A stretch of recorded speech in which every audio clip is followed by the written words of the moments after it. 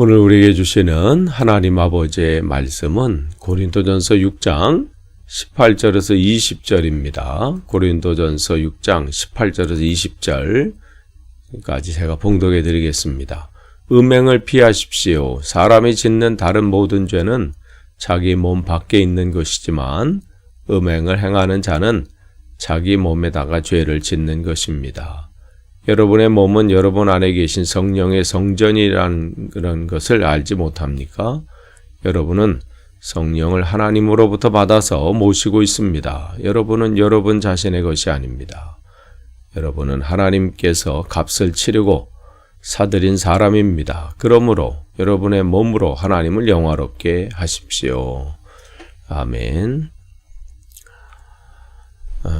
지금 우리가 계속해서 고린도전서 말씀 나눕니다. 오늘은 이제 6장 18절에서 20절, 6장의 이제 끝 부분인데, 이제 6장 들어와서 바울이 이 교회의 또 하나의 문제는 고소 고발도 있고 나눔에 또 서로 분파가 나눠져서 나는 저 사람은 좋아하고 이 사람은 싫어하고 이렇게 그 안에 나눠져 있어요. 나름대로 판단 기준이 있겠죠.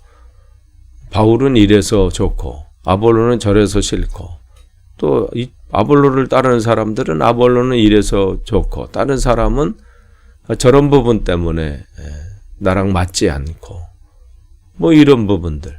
바울은 하나님의 나라를 확장하는데 내 입맛에 맞고 좋고 그건 결국 내가 판단하는 거거든요. 그 판단하는 것을 또 선악과를 따먹는 거예요. 결국은 다 하나님 앞에 합력해서 선을 이루도록 우리에게 붙여준 사람이에요. 그러니까 부족한 부분이 보일 수 있지요. 연약한 부분이 보일 수 있어요. 그러면 어떻게 해요? 그냥 품고 기도하는 거예요. 그 영혼을 놓고 그러면서 나는 또 내 일들을 감당하고 또 어떻게 하면 함께 그 일들을 감당할 수 있을까? 또 하면서 나가는 거죠. 근데 고린도 교회는 확실하게 나눠져 있어요. 그런 부분 때문에 바울은 너무 안타까운 거죠. 나눠진 것뿐만 아니라 또 한쪽은 안 나눠지는 것도 있어. 음행한 부분에서는 아무 말도 안 해. 그런 부분에 대해서 고민하고 있고 염려하고 있는 이들이 있고 그런데 그 부분에서는 또 쉬쉬하면서 넘어가고 이제 그런 부분들이 계속해서 또 송사를 서로 나누고 이게 송사를 즉 무슨 문제만 생기면 세상 법정으로 끌고 가서 시시비비를 가르려고 하고 이거 교회가 이제 총체적인 난국 안에 지금 있는 거예요. 그러니까 이 교회 근데 장점은 많아요. 은사들 다른 교회에 비해서 참 은사들이 많아요. 그러니까 그런 것들을 잘 사용한다면 놀라운 일들을 감당할 수 있는 교회예요. 그렇기 때문에 사단이 어쩌면 더 공격하는지도 모르겠어요. 이들이 마음이 합해지면 큰일 나거든. 하나님이 주신 이 은사들을 하나님의 기쁘신 방향으로 사용하면 놀라운 일들을 나타낼 교회이기 때문에 어쩌면 더 공격할 수도 있어요.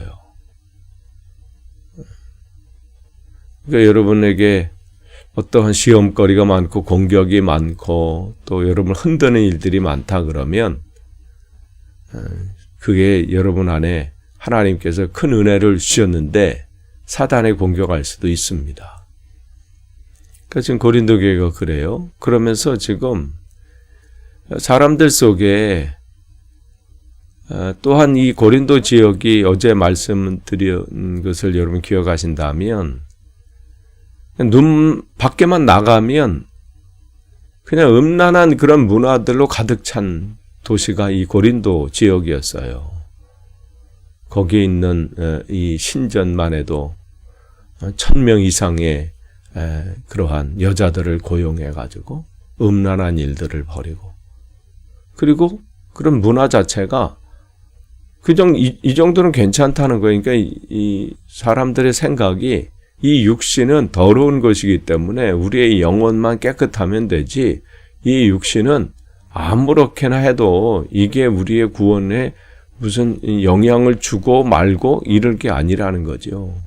그리고 사회적인 분위기가 남자들의 성욕을 해결하기 위해서 그러한 이 여자들을 찾아가는 것, 이런 것에 대해서 그냥 묵과하고 뭐 그냥 그런 분위기였어요.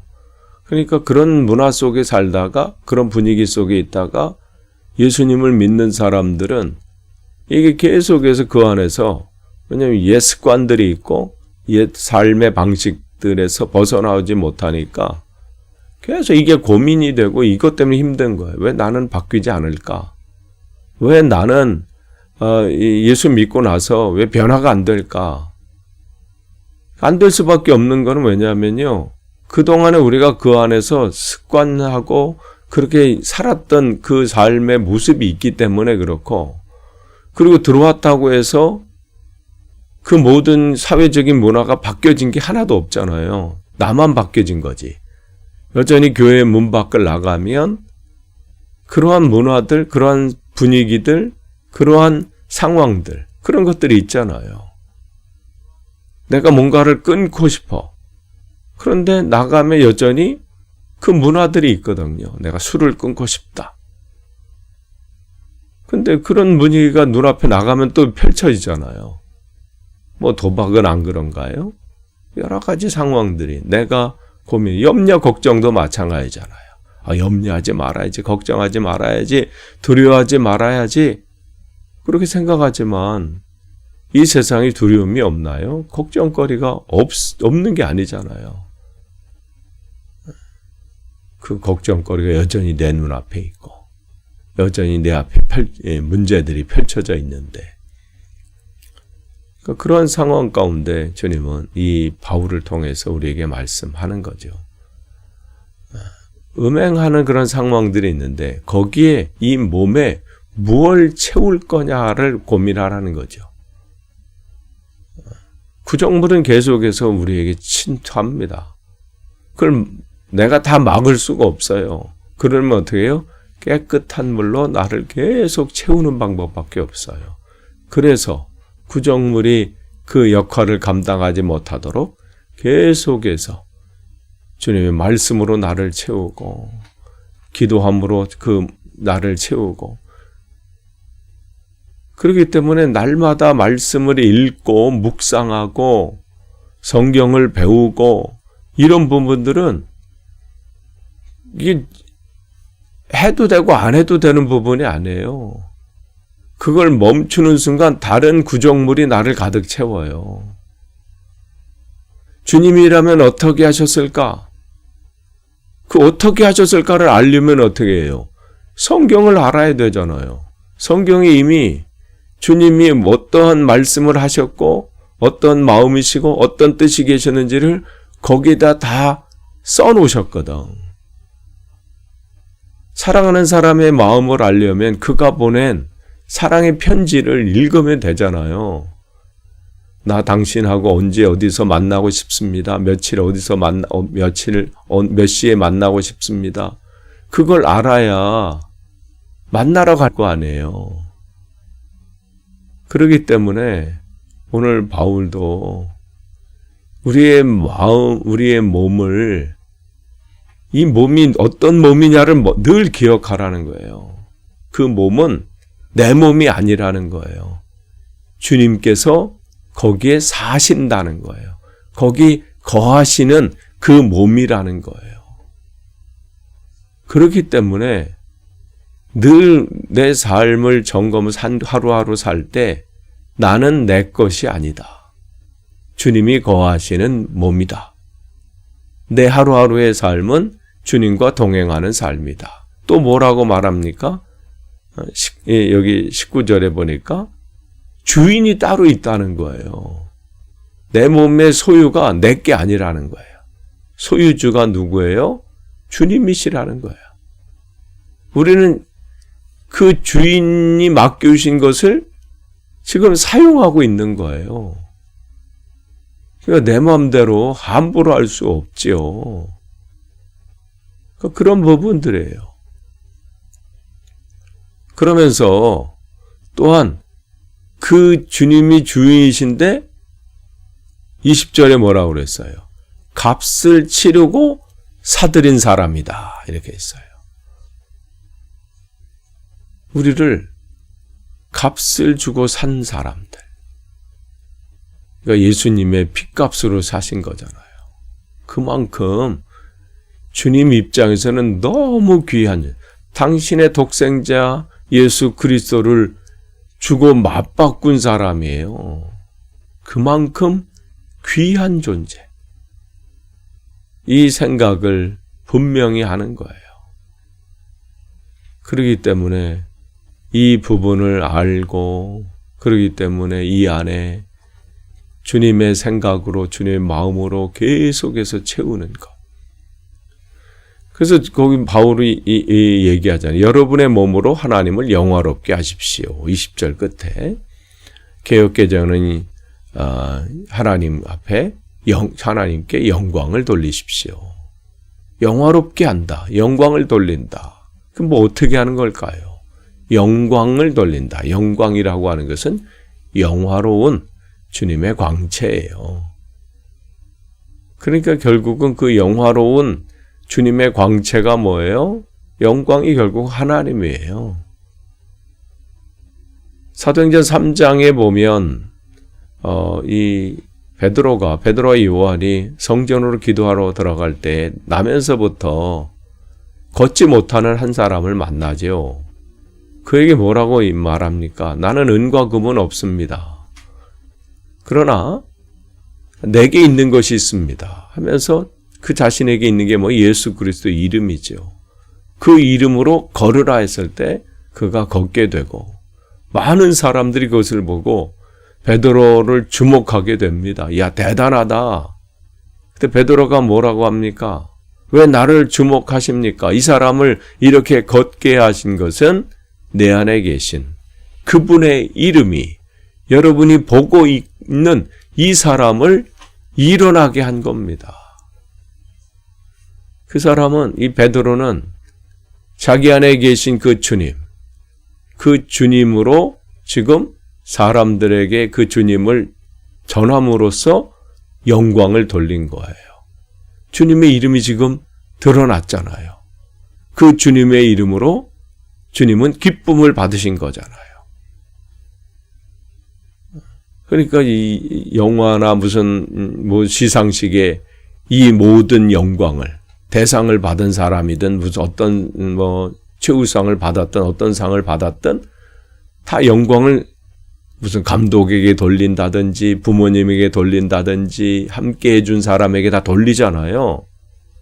그런 것처럼 지금 베드로는 자기 안에 계셔서 자기를 통해서 하나님의 살아계심을 증거한 그 주님을 드러낸 거예요. 이게 영광을 돌리는 거거든요. 예수님, 우리가 주님을 믿는다라는 것은 베드로 안에 계신 그 하나님을 베드로가 믿는 것처럼 내 안에 주님이 계시다. 그 주님이 나를 살리셨고 내 삶의 주인이시고 나를 오늘도 하루하루 인도하신다는 것을 믿는 것. 그 안에 계시다는 것을 믿는 것. 그렇게 되려면 어떻게 해요? 우리의 걸음걸음이, 우리의 삶이 다른 사람과는 구별되어야 되겠지요. 그 삶이 다르게 살아져야 되겠지요. 그게 영광을 돌리시는 겁니다. 끝을 맺습니다. 오늘 우리에게 주님께서는 또 귀한 하루를 허락하신 거예요. 또 기회를 주셨어요. 여러분, 다른 사람에게 하나님이 어떠한 분인지를 드러내시는 것, 말로서, 행동으로서, 생각으로, 또 여러분의 걸음걸이로, 그런 모든 것들이 영광을 돌리시는 겁니다. 여러분, 말하는 것, 그러니까 오늘도 더 다른 사람을 섬기세요. 더 그 사람을 더 사랑하세요. 용서하시고 또 품으시고 또 맡겨주신 일들에 또 최선을 다하시고, 그렇게 함으로 우리는 주님께 영광을 돌리게 되는 겁니다. 왜냐하면 다른 사람들은 야, 저 사람이 저 상황 속에서도 어떻게 저렇게 행동할까? 내가 저 사람에게 한 짓이 있는데 어떻게 이렇게 나를 위해서 품고 기도해주고 이렇게 다가올까? 지금은 몰라도 나중엔 꼭 알게 될 겁니다. 그러면 우리 주님은 흐뭇해 하시겠죠. 아무쪼록 오늘도 여러분의 몸을, 여러분의 삶으로 주님께 영광 돌리시기를 축복합니다. 기도하겠습니다. 하나님 감사합니다. 오늘도 주님 말씀으로 하루를 시작합니다. 어떠한 상황 가운데 있든 주님을 더 의지하며 나아갑니다. 주님께서 우리를 통해서 이루실 놀라운 일들을 기대하며 또 오늘도 한 사람을 품습니다. 또한 측은히 여기는 마음으로, 긍휼히 여기는 마음으로 또 이 세상을 바라보며 기도합니다. 하나님, 주님 앞에 서는 그날까지 하나님, 남들은 그러지 않는다 할지라도 나만은 온전히 주님 앞에 주님과 동행하며 살게 하옵소서. 예수님의 이름으로 기도합니다. 아멘.